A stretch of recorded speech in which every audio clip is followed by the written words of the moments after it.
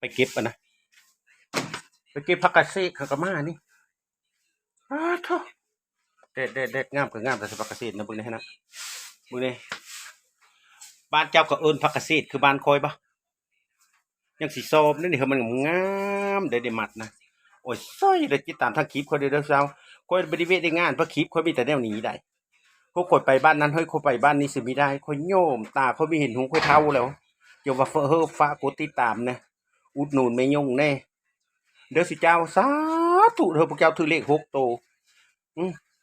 ก็ผู้เลิกมีกดไหลมีเฮอถือกะยาผู้เลิกกดโหเจอกดไปเลยเฮอแล้วเฮอถือเลข6โตเด้อรัฐบาลไทยรัฐบาลลาวเท่านั้นแล้วเด้อซ้อมพักซีดก็นะ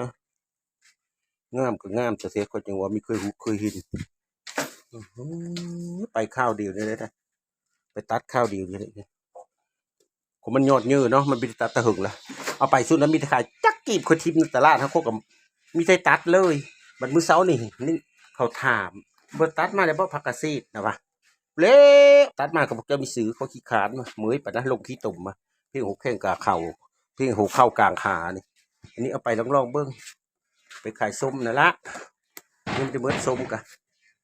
พอได้อันเตอร์กันพอได้ค้าตาลูกตาลาดค้าได้ไปได้แป้งโน่หนะนี่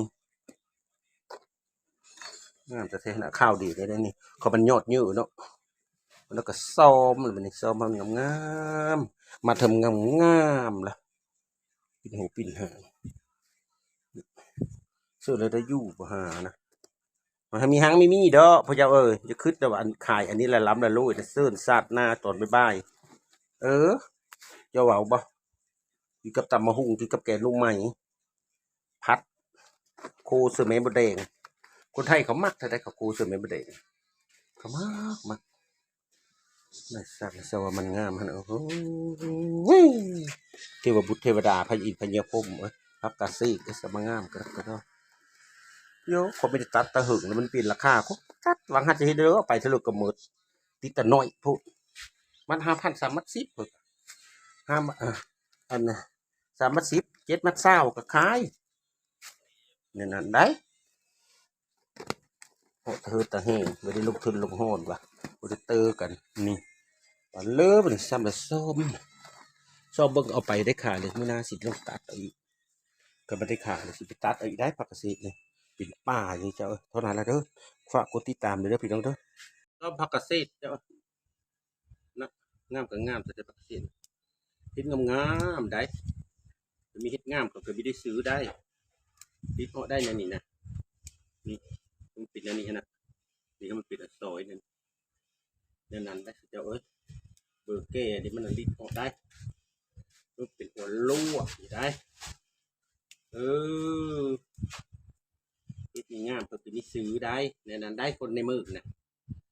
นี่คือแถวเนาะแถวหน้าบ้านเฮาสิซ้ำน้ำเรือยางนะล้างน้ำกรอกคือกุหลาบกอกีบูดเท่าท้องเลยนี่นะไปเจาะลอยงามก็งามแต่เจ้าพอเราไปเคยไปตัดข้าวเดียวนะบ้านเจ้าเอิญว่าผักไปเลยนี่นะกินละมินมากเดี๋ยวทั้ง2 YouTube ไปนะได้ขายแค่ได้ขายมื้ออื่นก็กระติดอีแล้วลองเบิ้งมันจะได้ขายไปเมื่อได้สิทิมในตลาดนะก็บริโซโอรามาคือมันหนักเลยเมื่อเช้านี่เห็นไม่กินเขาทับเจ้าไปเอาไข่เสกมาบอกว่ามีไข่เสกตลาดที่มีนะมันเด็ดนะมันบุกปุ้งแล้วเขาหนองปิดนั่นนี่ซอมแล้วก็มัด